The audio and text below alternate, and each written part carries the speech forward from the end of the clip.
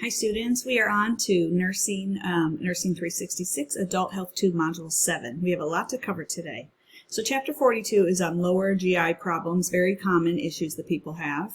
So diarrhea, you think, diarrhea is not that big of, we get it and it goes away or whatever, but it is a major problem, especially in the elderly. People get dehydrated, they get really sick. There's really severe reasons why we get diarrhea.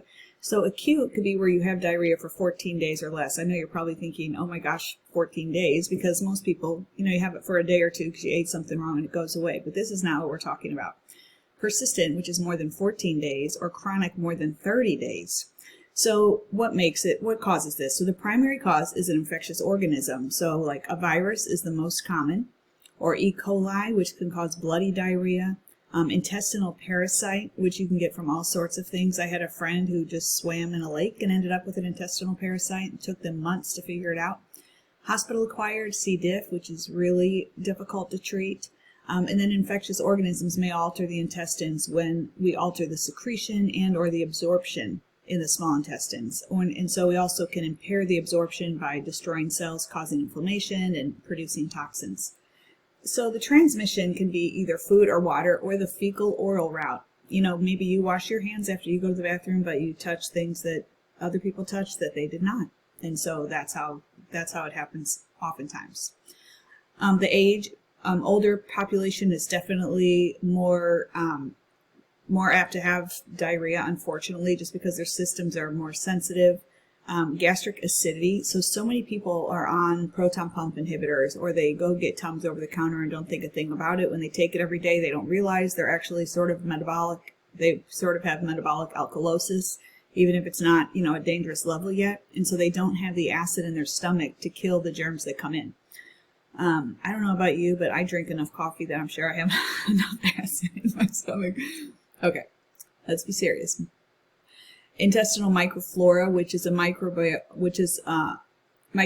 barrier that is altered by antibiotics. This is a big deal that people end up getting C. diff. I mean, antibiotics just destroy your gut, and we know more now about protecting our gut. And years ago we didn't hear about prebiotics and probiotics and all those things, but now we do. And now I would tell my patients, if you're going to take an antibiotic, have some yogurt or something with every pill. Like, make sure you're giving your body what it needs so that you don't end up with all these side effects after you have antibiotics. And then the immune status. If people are compromised already in their immune system, they can be prone to this. So what's a non-infectious cause? Drugs. So obviously if you take a laxative, you might get diarrhea. Food intolerances, and so it might be a reaction to a food for some people, like lactose or undigested carbohydrates, or really anything that people have a reaction to. Osmotic, where there's rapid GI transit, or if there's malabsorption, like if people have celiac disease or a short bowel syndrome.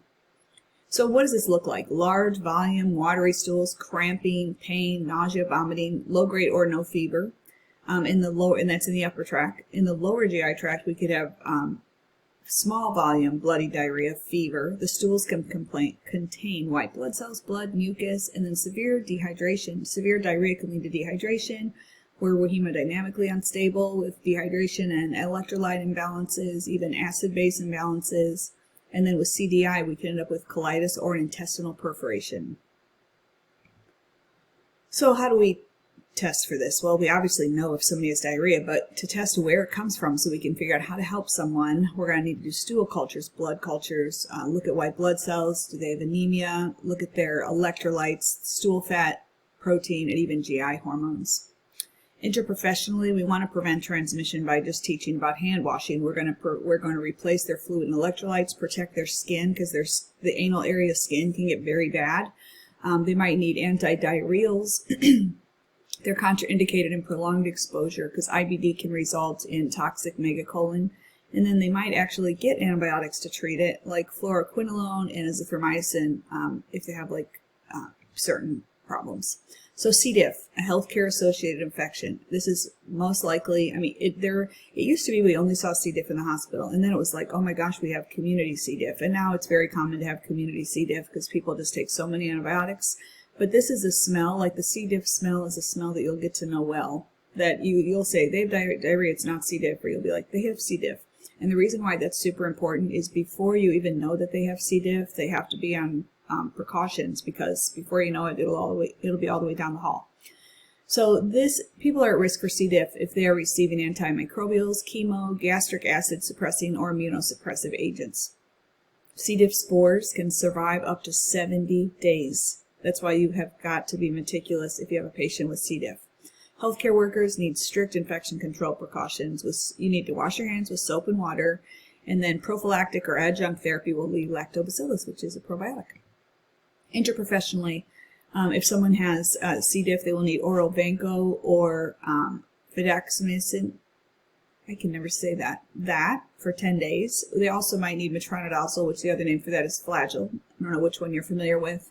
And if it's complicated, they might have IV vanco and metronidazole. If there's an ileus, they might need vanco via an enema. We're going to stop all non-essential antibiotics, all stool softeners, laxatives, antidiarrheals.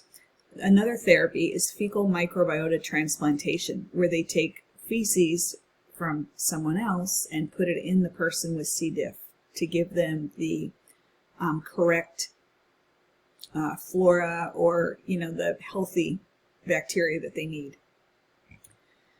So for a nursing assessment, just like everything else, we're going to look at their past medical history, their meds, what surgeries have they had, and then objectively, generally we're going to look at them, we're going to ask about their GI system, urinary tract, and any diagnostic findings. But we might diagnose them with diarrhea or a fluid imbalance. So the plan is we want them to stop having diarrhea. We want them to have normal fluid, electrolyte, and acid-base imbalance. We want them to have a normal nutritional status. And we're going to want to make sure that their skin is okay. The skin can get really raw, and then they can have a super infection. So we are going to consider all diarrhea infectious until proven otherwise. Make sure you are just very, very careful, meticulously careful with your hands.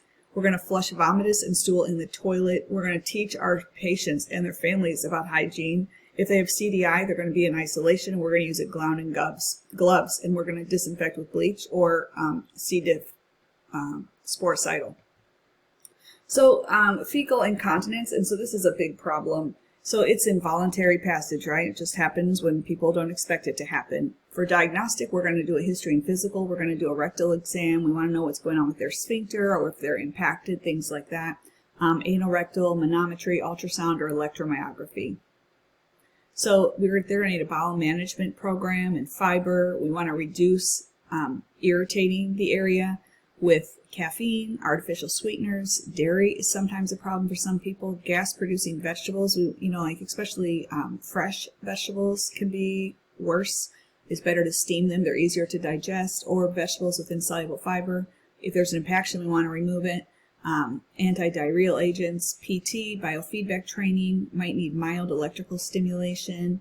It might need this dextroamoral hyaluronic acid gel, which narrows the anal canal, and may need surgery if there needs to be a sphincter repair or a colostomy. So we're going to look at their previous patterns. We're going to look at their stool consistency, volume, frequency, symptoms, their sensation or urgency to defecate. Does it interfere with daily activities? Is there perineal irritation or breakdown? We're going to put them on a bowel training program. So what we want them to do is we want them to eliminate 30 minutes after breakfast. So if that doesn't work, 30 minutes after breakfast, we're going to give a bisacodyl or Dulcolax or glycerin suppository or a small enema to stimulate that anal rectal reflex until they go on their own. Might need digital stimulation, tap water irrigation. We want to be really careful with their skin. They need absorbent pads and briefs and prompt cleansing, moisturizing, skin protection. And this can be really difficult on staff, like in long-term care, because you get them all cleaned up. You have a few people, depending on their size, to turn them, to clean them, put the new pad, everything, and then they go because they have incontinence. And so it can be a frustrating situation for everybody. We're going to educate the patients. We want to reduce their episodes, help them cope, and identify triggers. Constipation, just the opposite. This is difficult or infrequent bowel movements and may require excessive exertion to defecate, which can cause hemorrhoids and all sorts of fistulas, all sorts of problems. Or it could be like a feeling of incomplete evacuation. It's a symptom. It's not a disease. Acute is less than a week. Chronic is greater than 3 months. Not that they haven't gone in greater than 3 months, but that they have difficulty for greater than 3 months. Risk factors would be a low fiber diet, decreased physical activity, ignoring the urge to defecate, like, I don't know, nurses do when they're working. You see all these issues having to do with nurses. Prolonged retention then desensitizes the muscles in the mucosa, and the stool dries as the water is absorbed, make it, so it's just making it worse. Emotions, anxiety, depression, diseases that slow the GI tract can be drug-induced with opioids. When I was a hospice nurse, the minute I put somebody on an opioid, I put them on a stool, I put them on a laxative, because they would be like, oh no, I don't need a laxative. Yes, you do. Cathartic colon syndrome, which is chronic laxative use that results in dilated atonic colon. Okay, so back to that. Almost 99.9% of people that have an opioid need a laxative. So if anything, I would start with a stool softener, but I would be really on them. And if they didn't have a bowel movement, I would quickly give them a laxative like Senecot or something, because if not, it can go from bad to worse and be really hard then to catch up with. So people can have mild to severe discomfort. They may have absent or dry hard stools that are difficult to pass. Their abdomen will be distended, bloated, increased gas, increased rectal pressure, hemorrhoids, rectal mucosal ulcers, diverticulosis in older adults, obstipation, fecal impaction, and perforation. So history and physical, we're going to want to look at the abdomen, the perianal, and rectal areas. If there's a sudden persistent change in bowel habits, greater than 6 weeks, rectal bleeding, bloody stool, anemia, weight loss, pain, personal or family history of colorectal cancer or inflammatory bowel disease, and a palpable mass. We're going to want to do x-rays, a barium enema, colonoscopy, sigmoidoscopy. We're going to want to look at the anorectal area, GI transit studies, so all sorts of things we can do to see what's going on or to rule things out. Interprofessionally, we're going to want to make sure they have a really good diet and fluids and exercise. They might need a laxative, an enema, peripherally acting opioid receptor antagonists, biofeedback, colostomy possibly, ileostomy, or a continent fecal diversion. Nutrition, they need vegetables, fruits, grains, at least 2 liters of fluid a day, and then probiotics. Subjectively, we're looking at their health information, their history, their meds, and then objectively, we want to look at their skin and then possible diagnostic findings. For nursing implementation, we want to individualize their plan according to their symptoms. We want to educate the patient and the caregiver. Don't ignore the urge if you have to go to the bathroom. Record the elimination pattern. Make sure the positioning is really good. Like a lot of people get those things that go under their feet to help them be in a good position to use the bathroom, provide privacy. A lot of people say, I can't go to the bathroom unless I'm at home. Acute abdominal pain and laparotomy. So acute onset of pain. So this is an immediate attention, life-threatening, because you just never know. Abdominal pain is such a, it could be so many different things. It could be pancreatic cancer. It could be that someone has, they're constipated. It could be an ovarian cyst. It could be a gallbladder attack. I mean, it could be so many different things when somebody comes in and holding their stomach and guarding their stomach and bent over. It could be so many things. So it could be organ damage that leads to inflammation, infection, obstruction, bleeding, perforation. So the perforation results in peritonitis, because then if there's a perforation and what's meant to stay in the intestine gets into the abdominal area, now we have in that peritoneum, we have inflammation. Bleeding or obstruction in peritonitis results in hypovolemic shock. So this might look like pain, nausea, vomiting, diarrhea, constipation, flatulence, fatigue, fever, rebound tenderness, and bloating. So we're going to need to do an H&P, look at their pain, their position, and then all these diagnostic studies, including a pregnancy test. What if they have an ectopic pregnancy? There's so many reasons why people present to an ER and urgent care or the doctor with severe abdominal pain. Our goal is to identify and treat the cause. They might need a laparoscopy to see what's going on, or a laparotomy. We're going to look at their vital signs and monitor for shock and fever, their INOs, mental status, perfusion, abdominal inspection. We're going to listen to their bowel sounds, gently palpate. We do not want to be anything other than gentle when we palpate, because we don't want to rupture an appendix or something. Pain assessment and monitoring, nausea, vomiting, change in bowel habits, or vaginal discharge. So nursing diagnosis could be acute pain, fluid imbalance, or risk for infection. We want to relieve their pain, resolve their inflammation, and have them not have complications, and normal nutritional status. So the general care, we want to assess and manage their pain, fluid and electrolytes, and anxiety. They'll need an NG tube maybe, monitor for hypovolemic shock. Acutely, we might need pre-op or post-op care. Post-op, they'll probably have an NG tube to monitor drainage. We're going to have to monitor nausea, vomiting, vital signs, fluid, electrolytes. We're going to get them walking. Activity, we're going to need to know about activity modifications, how to take care of their incision, diet, drug therapy, and complications to look for. So outcomes, we want to resolve the cause of the abdominal pain, relieve the discomfort, we don't want complications, and we want normal hemodynamic status and nutrition. So if someone has chronic abdominal pain, dull, aching, diffuse, the common cause could be IBS, chronic pancreatitis, hepatitis, pelvic inflammatory disease, adhesions, or vascular insufficiency. So we're going to want to assess them and look at their pain, possibly do an endoscopy, CT, MRI, any way that we can try to figure out what's going on. And we're going to treat whatever the cause of the pain is. So what's IBS? This is a chronic abdominal pain or discomfort and alteration of bowel patterns. So it's irritable bowel syndrome. It could be diarrhea or constipation. And so you'll see different medications that they'll say this is an IBS drug when they have predominant diarrhea, or this is an IBS drug when they have dominant constipation. So I've even seen commercials for that. So that's what they mean. There is no known organic cause. It could be psychological. It could be an infection or an adverse reaction to food, like dietary intolerances, like gluten or fermentable, like FODMAPs. Some people say I'm on a FODMAP diet. Sort of interesting. You might want to look that up, but it's a whole way that people eat to have their gut work, essentially. And then gluten, if they have a really, people can be non-celiac gluten sensitive or celiac disease where it's extremely harmful. So how do we diagnose IBS? And really is based on symptoms. The Rome 4 criteria, which is the presence of abdominal pain or discomfort at least 1 day a week for 3 months with 2 or more defecation changes. So a change in stool frequency or stool form. It's characterized by stool patterns, like I said. IBS with constipation, IBS with diarrhea, IBS mixed, or IBS unsubtyped. So gender.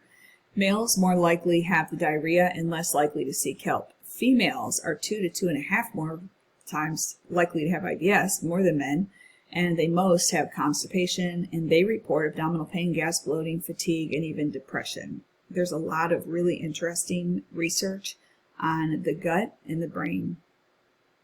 So, that's side note. Other GI symptoms might be abdominal pain, nausea, flatulence, mucus in the stool, sensation of incomplete evacuation. Non-GI might be fatigue, headache, and sleep problems. To diagnose, we're going to want a thorough history and physical, looking at symptoms, the health history, family, drug, diet history, or the impact on activities or life.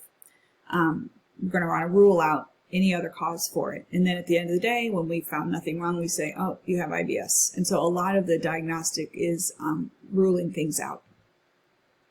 There's no single effective therapy. We need psychological support, stress management. They might need a FODMAP diet if they have those issues, or gluten-free if they're celiac.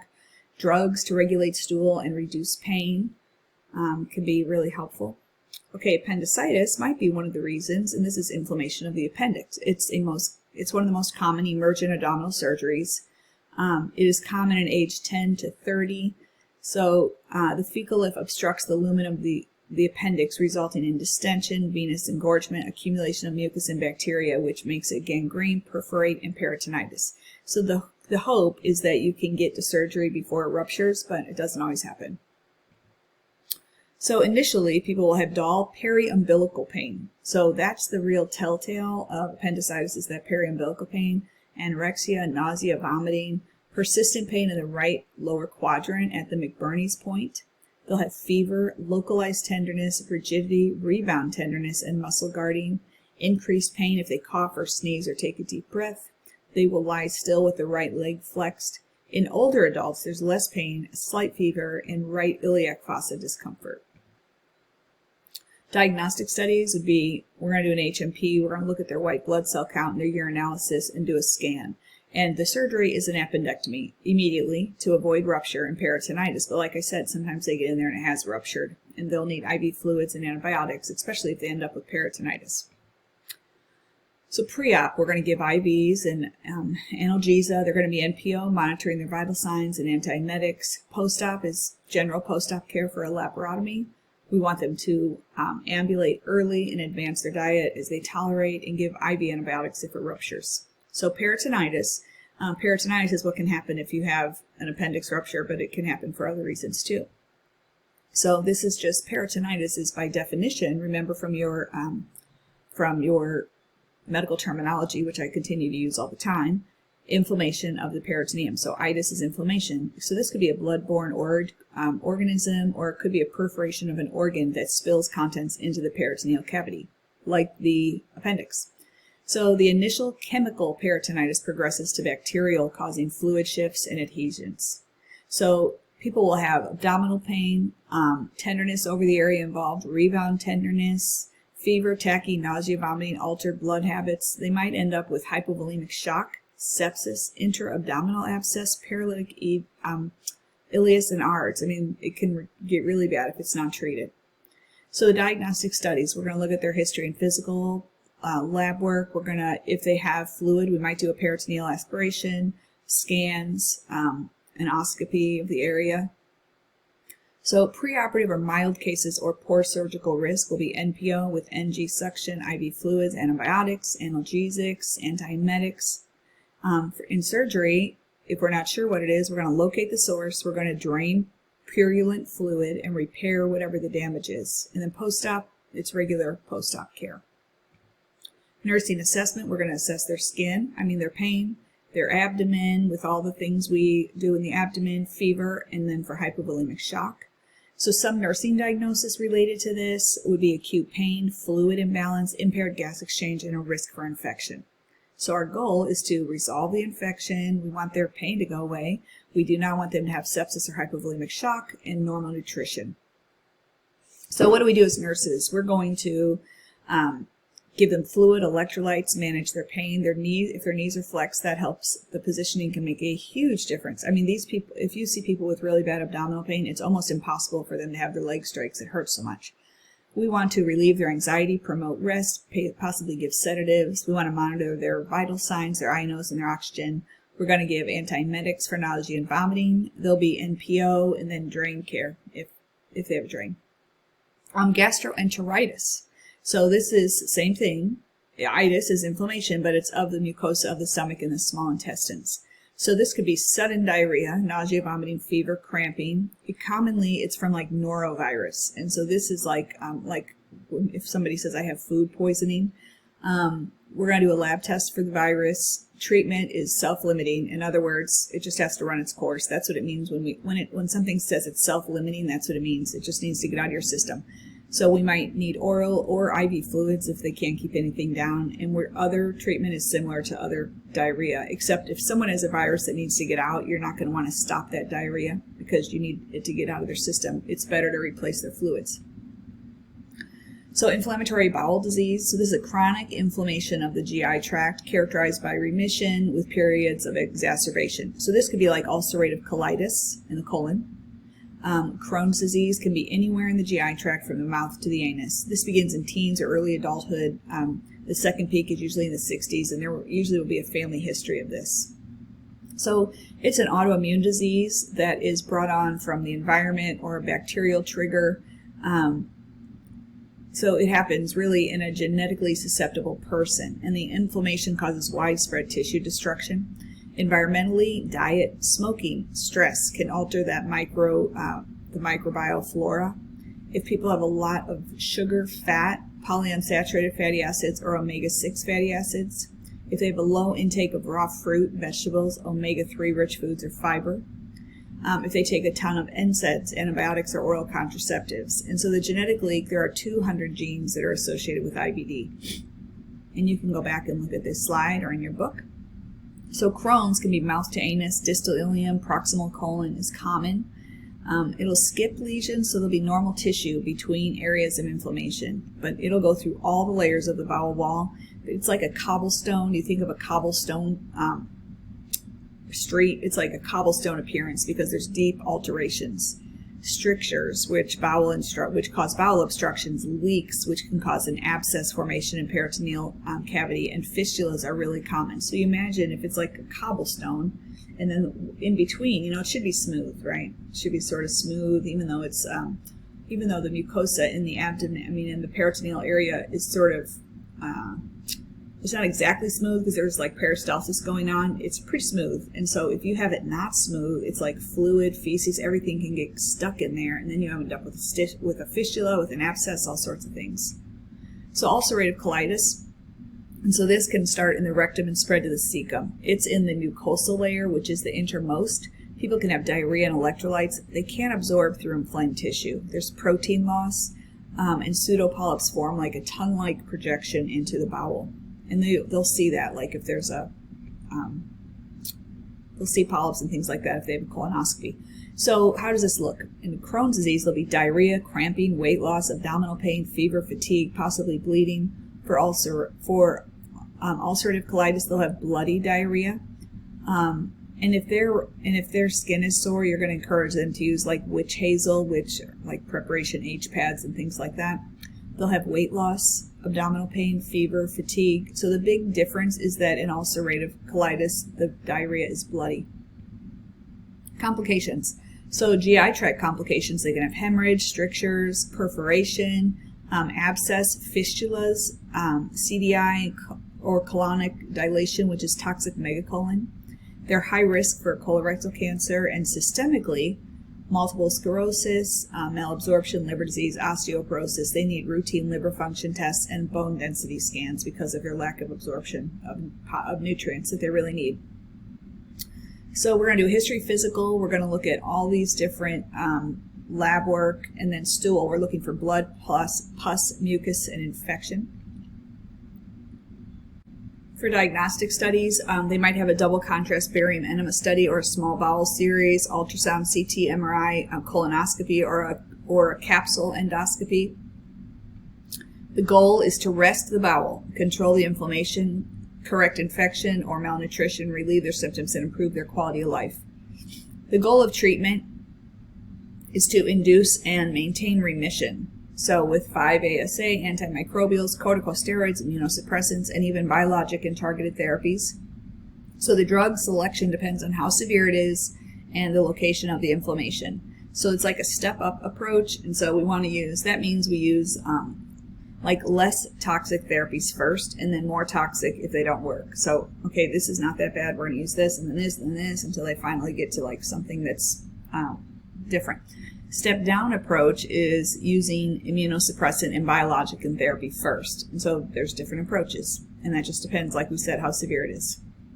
So the drugs, the medications containing 5-ASA are the mainstay in achieving and maintaining remission and preventing flare-ups. So azolfidine, and then there's a new generation of sulfa-free drugs, most effective for ulcerative colitis, but it's also used to treat both. Corticosteroids are to decrease inflammation, help with acute flare-ups, short-term use to help with side effects, and they can be oral, rectal, or IV. Also immunosuppressants to suppress that immune response that's happening. They cannot take methotrexate with pregnancy. They need regular CBC monitoring. Biologic and targeted therapies, so anti-tumor necrosis factor can help. Remicade, you see a lot of Remicade, Humira, all these things. And so side effects might be an upper respiratory infection, UTI, headache, nausea, joint pain, abdominal pain, hepatitis, TB, and opportunistic infection, and cancers. And so these drugs are not without risk. We need to educate them to take no live vaccines and to really report any signs and symptoms of infection early. So also integrin receptor antagonists, I will let you look over these and in your book. Biologic and targeted agents do not work for everyone, so they're very costly and they may produce an allergic reaction. It's best to give it regular intervals. So surgery for ulcerative colitis, it might be an IPAA where they have that anastomosis, or a total proctolectomy with a permanent ileostomy. But surgery is curative. Let's see those. For Crohn's, it's generally done if there's complications, and so they generally will resect a disease section with re-enemosis, which often occurs. So there are repeated surgeries that result in short bowel syndrome. It's difficult to maintain hydration and nutrition. Strictureplasty opens narrow areas. For nutrition, we have to make sure that they are hydrated, that they are nourished, and they don't lose too much weight. During an acute exacerbation, they need regular diet might not be tolerated. They might need liquid diet, which is high in calories and nutrients, lactose-free, easy to absorb, to help them achieve remission and improve nutrition. And then they slowly will reintroduce foods. For IBD, subjectively, we're going to look at their health information, their functional health patterns. We're going to look at their skin, GI, cardiovascular, any diagnostic findings. So different diagnoses from a nurse would be diarrhea, impaired nutritional status, difficulty coping, or chronic pain. The plan, we want them to not have exacerbations and have electrolyte balances, free from pain, nutritional balance, improved quality of life. So acutely, we want them to be hemodynamically stable, not in pain, have fluid and electrolyte balance, support their nutrition. So we're really going to want to record an accurate INO, help them have hygiene and comfort, and then post-op, if they need post-op, it'll be post-op care according to the surgery they have. We're going to educate them on the disease and the management, to rest, perianal care, drugs and their side effects, what to report, how to help their stress, and possibly have therapy. And there are foundations for these conditions because they're very difficult. So we want them to have a decreased number of diarrhea, maintain their weight, and not be in pain, and be able to cope. It's very, very difficult. Gerontologic. The second peak is in the 60s. Proctitis and left-sided DUC are more common. The diagnosis is more challenging. They may need drug therapy and surgery. So more common is anemia, malnutrition, volume depletion, and physical limitations in the bathroom. So intestinal obstruction, so the contents can't pass through the intestines. That could be small bowel, partial, complete, simple, or strangulated, where they have no blood supply at all. Types of obstruction, so it could be mechanical, from like physical with surgery, adhesions, hernias, cancer, like if there's a tumor or something in the way, strictures from Crohn's disease, again, colorectal cancer, diverticular disease, adhesions, ischemia. Non-mechanical would be like a paralytic ileus or peritonitis or an inflammatory disorder. These are some different obstructions.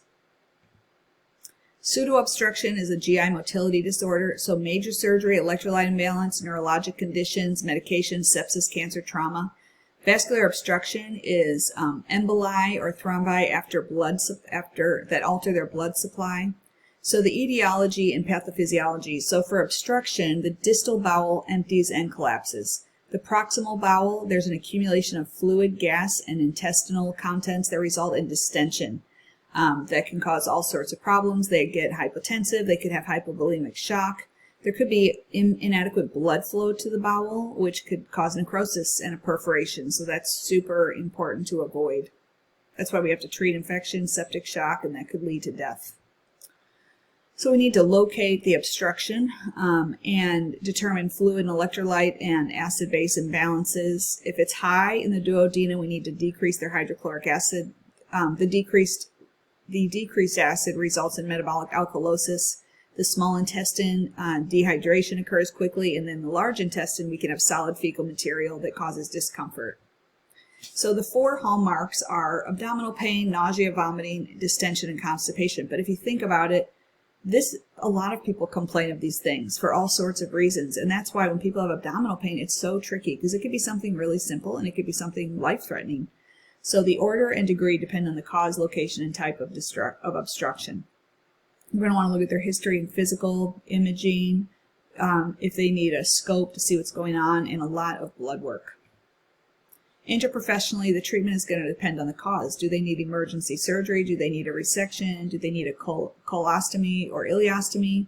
Do they need a colonoscopy just to remove polyps or to do a dilation of strictures? So initially, we're going to make them NPO. We want that abdominal area to rest. We're going to give fluids, antiemetics, and NG tube to decompress, obtain cultures, IV antibiotics, and then if it's a malignant obstruction, they might need a stent or IV fluids or corticosteroids.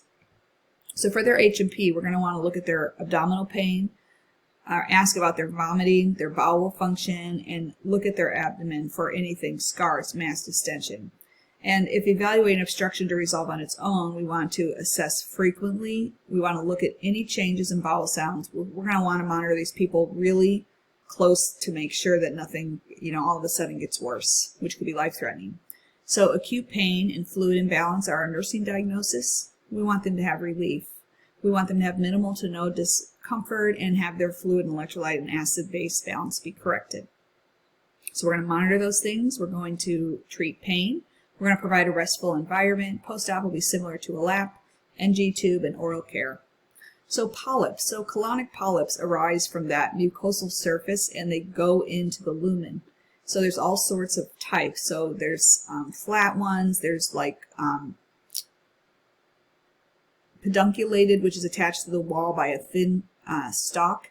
Sessile when small, pedunculated as they enlarge, and it increases the incidence with age, and that's why it's important to have colonoscopies to check these things. A common sign will be rectal or occult bleeding, or it might be asymptomatic and you don't know they have it at all. So it looks like that. So if these get bad enough, someone could have an obstruction from it, right? So diagnostic studies, you're going to need a scope, barium enema. All polyps are abnormal and removed. And post-procedure, you're going to watch for any hemorrhage or perforation, bleeding, fever, severe pain, or abdominal distension. So colorectal cancer. Colorectal cancer affects both women and men. It is the third leading cause of cancer-related death. The third most common form of cancer. It's more common in men. The risk of disease increases with age. 90% is detected over age 50. The incidence increases in people aged 20 to 49. Blacks are more likely to develop colorectal cancer and die from it. Blacks and Hispanics can have it occur at an earlier age.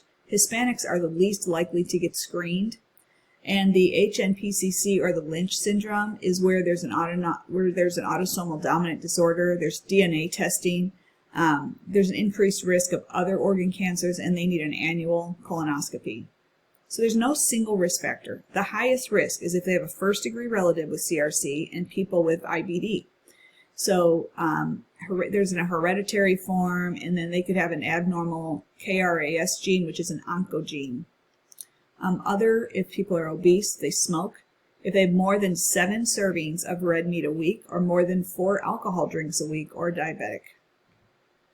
Factors that decrease the risk of CRC: healthy weight, physically active, limit alcohol, no smoking, a diet high in fruits, vegetables, and grains. It usually starts from a polyp on the inner lining of the colon or rectum and then grows.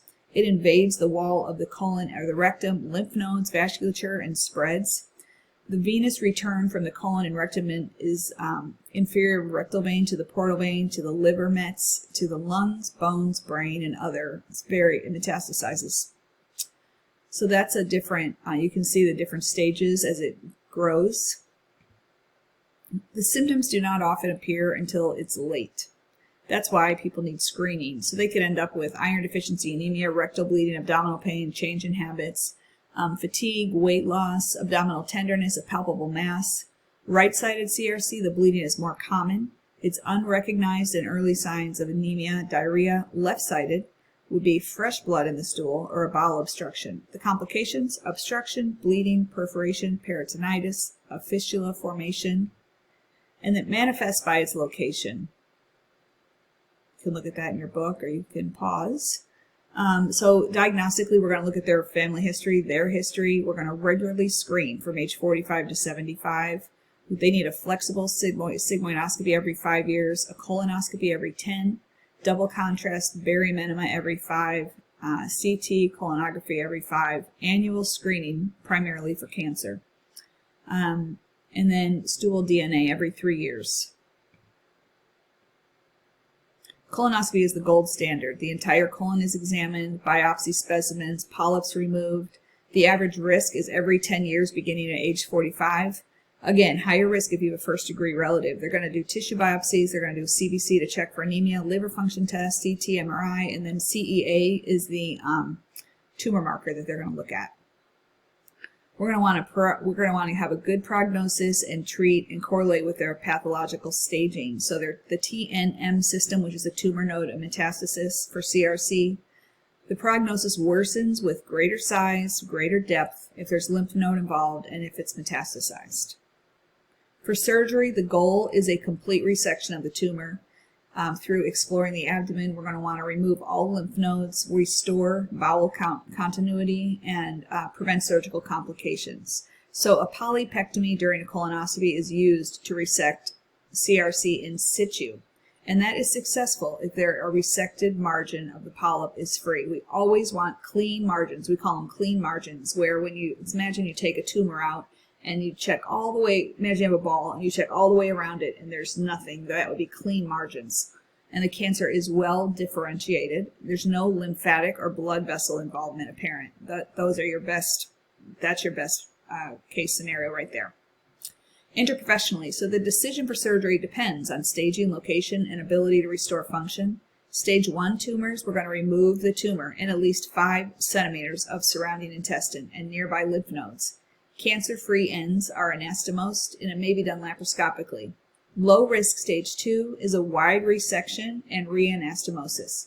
High-risk stage 2 would be the same as low risk plus chemo. Stage 3 would be surgery and chemo. They may have chemo and radiation preoperatively to reduce the size, makes the surgery easier. So for non-resectable tumors or mets, they might have palliative surgery to relieve an obstruction or control bleeding, chemo, radiation. Local excision surgeries would be like an abdominal perineal resection or a low anterior resection. And so they're different, and they have all sorts of different things that they do depending on where the cancer is, the stage, all sorts of things make these decisions. Also, individuals need to make a decision on their age and what they want to tolerate or put up with. I had a friend that had anal cancer, and 40 years old, she had a 3-year-old, and she decided she had stage 1, which never happened, but I'm her friend and I'm annoying, especially because I did oncology for so long. So her first sign of bleeding, she went right to the doctor. And so they were like, we've never seen a stage 1. I mean, she was at a cancer center and they're like, it is so incredibly rare to see a stage 1. So it made me feel good that I'm annoying. But she ended up having, she had a bag for a long time that drove her crazy, and then she did end up having a reversal for her life. And she actually regrets having the reversal, believe it or not, because so much was removed. It's like her stool is so acidic that her skin never recovers. And so you think skin is no big deal? Like there's nothing that can, she has tried everything. She's at an NCI designated cancer center. Trying to get her skin to not burn is next to impossible. And she never knows when she's going to eat something and it's going to go right through her or it's not. And she's a teacher. Can you imagine? So as much as she didn't like the bag, she said life was just so much easier then. So it's really difficult. And so she doesn't have cancer anymore, but she's left with this every day of her life. Cancer is just, terrible. Chemo, they might have preoperative, they might have adjuvant treatment following a colon resection, palliative treatment. The preferred protocol is 5-FU and leucovorin with oxaliplatin. Targeted therapy if it's metastasized, so angiogenesis inhibitors, block epidermal growth factors, block enzymes for cancer growth, and radiation, obviously, for palliative care can be done.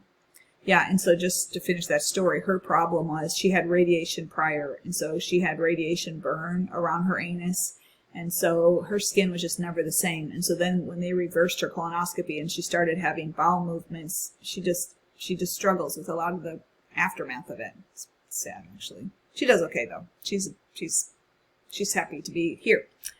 This was a long time ago. This was like 15 years ago. So yay her. So subjectively, we're going to look at their past health history, what meds are they on, their functional health patterns, and then objectively, their general health, GI, and possible diagnostic findings.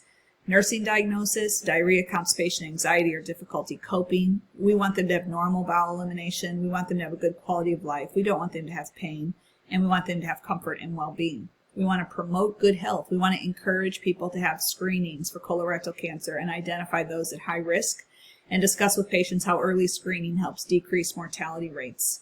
The colonoscopy detects polyps only when the bowel has been adequately prepared.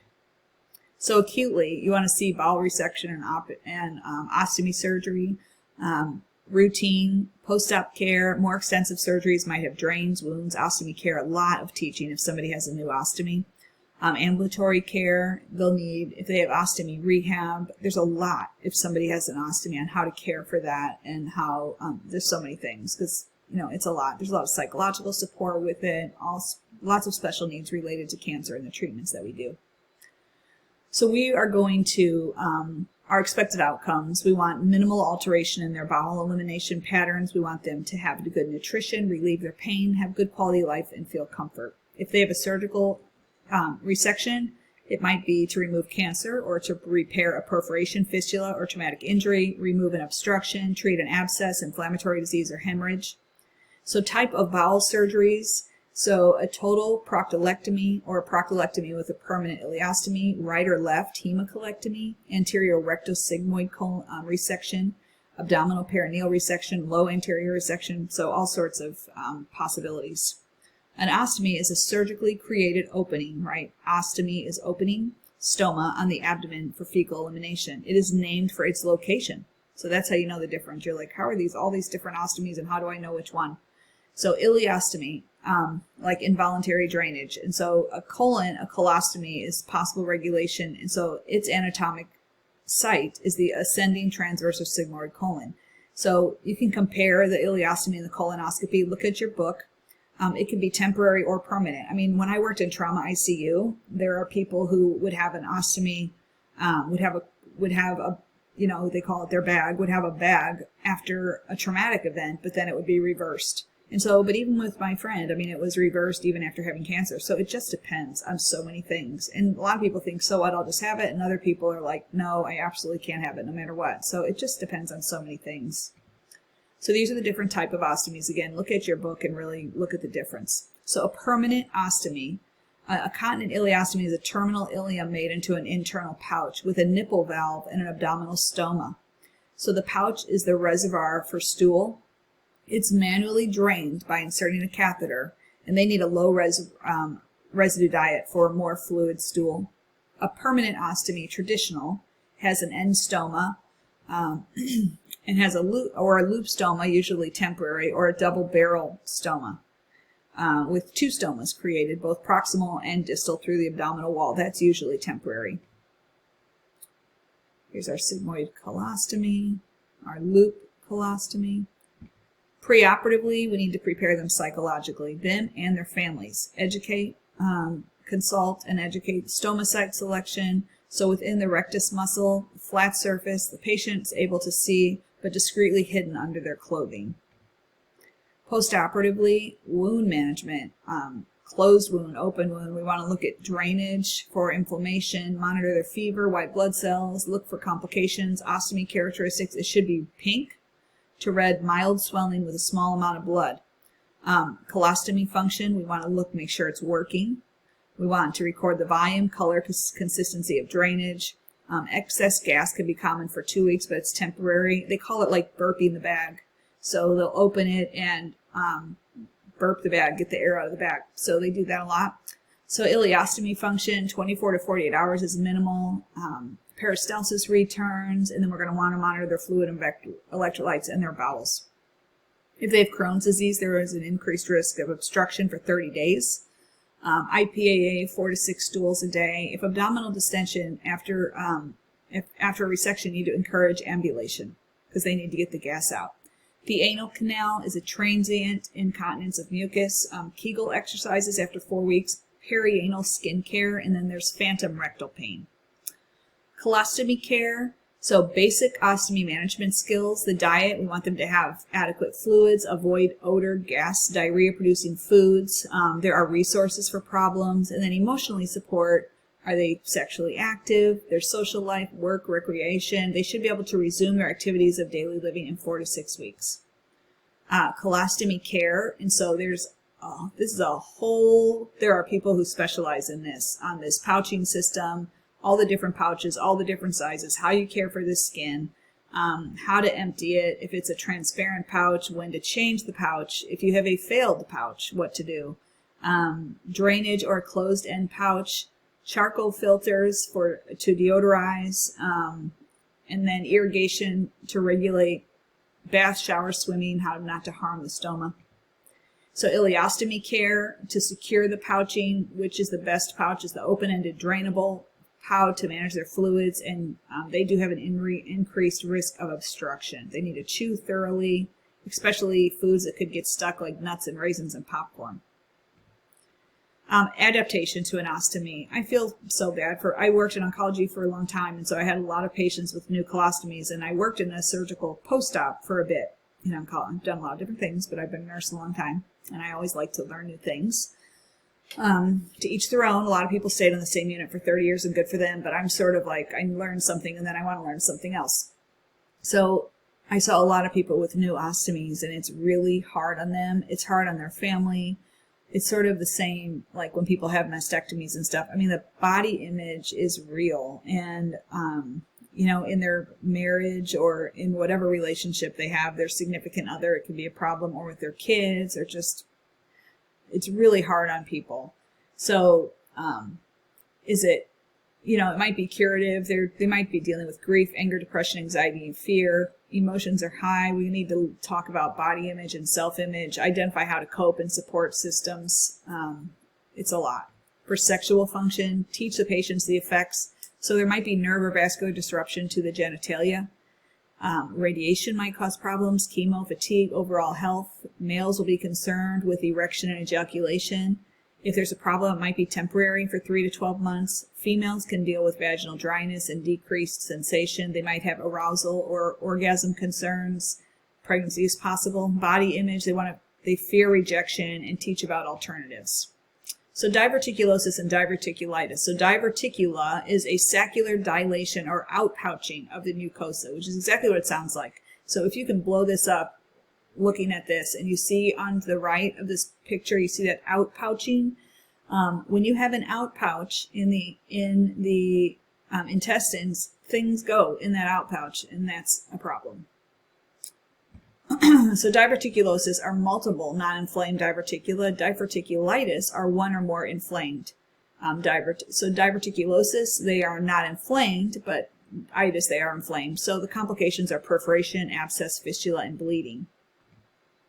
So it's common in the left colon. It develops at weak points, and so the blood vessels pass through that muscle layer. It could be genetic, environmental, can be from constipation or lack of fiber, or obesity, inactivity, smoking, excess alcohol, or NSAID use.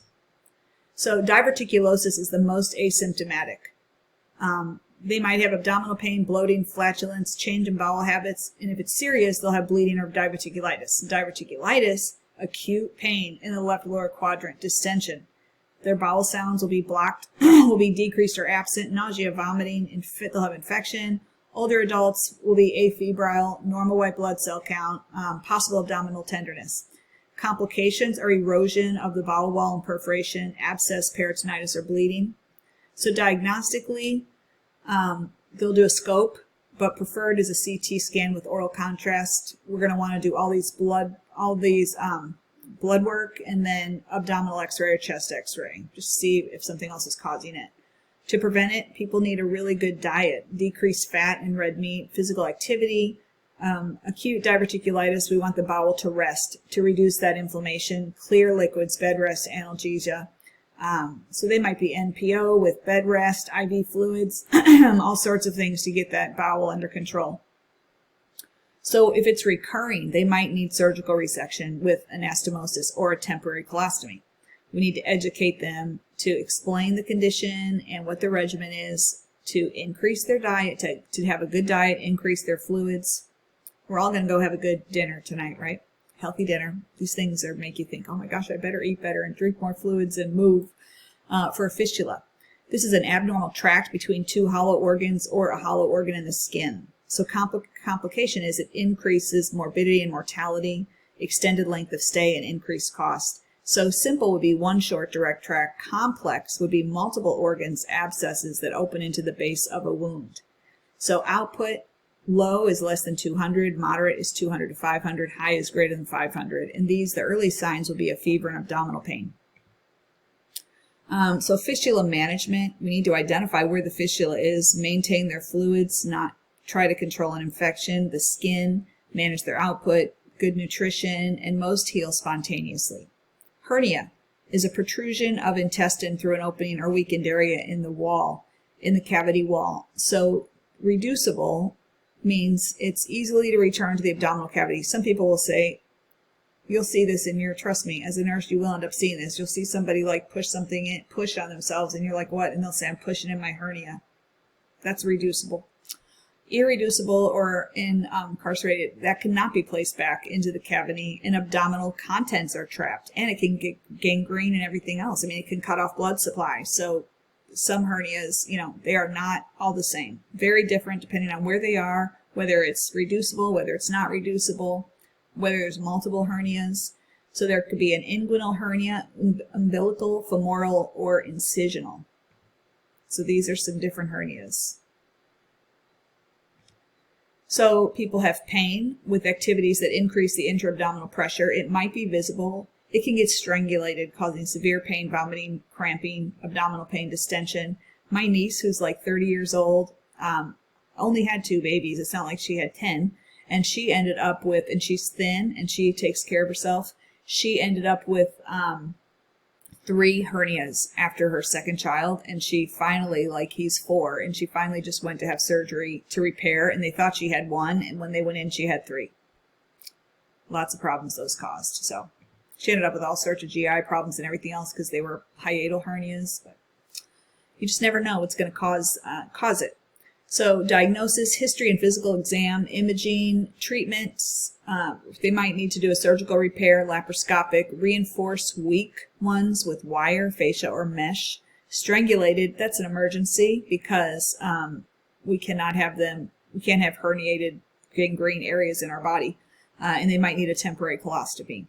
Post-op care, we want to monitor their voiding, their I&O. Scrotal edema, they'll need ice and elevation. We're going to encourage deep breathing, splinting, cough or sneeze with an open mouth, no heavy lifting for greater than 10 pounds for 6 to 8 weeks.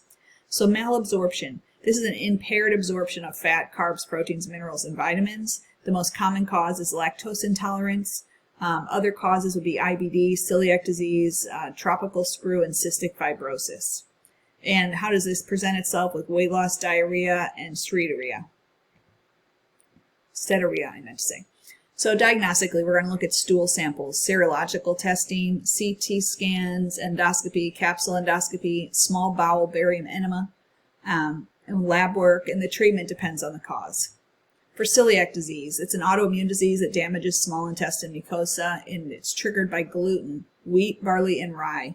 And it can also be associated with rheumatoid arthritis, type 1 diabetes, or thyroid disease. You'll see a lot of people with rheumatoid arthritis that have celiac and these other things as well. Most common in women, usually begins during childhood, but it can start up at any age. There are 3 factors. There's a genetic predisposition, gluten ingestion, immune-mediated response. The genetic leak is this HLA. So the tissue destruction occurs due to chronic inflammation from prolamine, which is a gluten-specific peptide, and this inflammation alters the nutrient absorption. So the classic is foul-smelling diarrhea, abdominal pain, flatulence, abdominal distension, malnourishment. Atypical is joint pain, osteoporosis, dental enamel hypoplasia, fatigue, peripheral neuropathy, reproductive problems, dermatitis, hyperformis. Weight loss, muscle wasting, signs of malnutrition, iron deficiency, anemia, lactose intolerance, and osteoporosis. So we're going to screen, we're going to do an H&P, serologic testing, histologic analysis of the small intestine, and genotyping. The treatment would be a gluten-free diet. We're going to monitor their nutrition, anemia, and bone density. We're going to have a dietary consult and resources. I mean, they really need to avoid gluten. Gluten is in a lot of things. Okay, so a lactase deficiency. So this is where the lactase enzyme is deficient or absent, and that lactase breaks down lactose into glucose and galactose. It's genetic, typically, ethnic or racial groups, Asian or African ancestry, premature birth. Lactose malabsorption results in a bacterial overgrowth that promotes lactose fermentation, and so they get intestinal damage. The symptoms can be bloating, flatulence, cramping, abdominal pain, and diarrhea, and it can occur within 30 minutes of lactose. And so, people think, oh, no big deal, I'm going to have the ice cream or whatever, my stomach just hurts. They don't realize how much damage it's doing. To diagnose, we're going to do a lactose tolerance test, lactose hydrogen breath test, or genetic testing. We're going to treat with a lactose-free diet or Lactaid and monitor their calcium. So hemorrhoids. Hemorrhoid is a dilated hemorrhoid vein. Internal would be above the internal sphincter. External would be ones that you can see outside that external sphincter. So it's from increased anal pressure and weakened connective tissue. The risk factors: pregnancy, constipation, straining, diarrhea, heavy lifting, prolonged standing and sitting, obesity, and ascites. So you can look at that. That's an external hemorrhoid. So internally, there might be bleeding with defecation, pain, prolapse. External, might be a reddish blue color, itching, burning, edema. The bluish, when it's bluish, it's because it's like thrombosed. A lot of people just go and get them removed. So diagnostic studies, we're going to inspect internally. We'll do a digital exam and maybe an anoscopy or sigmoidoscopy. People need a high fiber diet, increase their fluids, ointments, creams, suppositories, all types of things to treat it. Externally, they're going to be conservative unless it's thrombosed. Internal, they could have a rubber band ligation, infrared coagulation, sclerotherapy or laser treatment, hemorrhoidectomy, and it's done with a prolapse or thrombosis. So the nursing management, conservative would be education, prevent constipation, over-the-counter drugs. We want them to know when to seek help or take a sitz bath. Post-op, they need pain control, wound healing, promote defecation, and educate them to avoid complications and avoid, eat right. What is the word I was looking for? Avoid constipation. So anal fissures is where there's a skin ulcer or crack in the lining of the anal wall, and that can be from trauma, from hard stool, from anal trauma, from local infection. There's high pressure and poor blood supply results in ischemia, so there's an ulcer. The symptoms will be severe anal pain, especially when people are defecating or there's direct pressure and it can bleed. Diagnosis is with direct examination. The treatment is fiber, fluid, sitz bath, topical analgesics, stool softeners, and sometimes surgery. So an abscess. And so this is a perianal collection of pus from obstruction of the anal glands that results in an infection. So there might be local severe pain, swelling, foul-smelling drainage, tenderness, fever, and even sepsis. We're going to diagnose this doing a rectal exam. We're going to treat with surgical drainage. We're going to drain the abscess and antibiotics and moist tea, positioning, low-fiber diet, educate, wound care. These are all different abscesses. Anal fistula is where there's an abnormal tunnel from the anus or rectum to the skin, the vagina, or the buttocks. This proceeds or it's due to an abscess or complication from Crohn's disease, and so the drainage is bloody, purulent, or fecal. The treatment is a fistulotomy. If it's complex, there might be a ligation, rectal flaps, plugs, fibrin glue injections, all sorts of things. Okay, you guys, thank you so much. I know this was long. Have a wonderful day.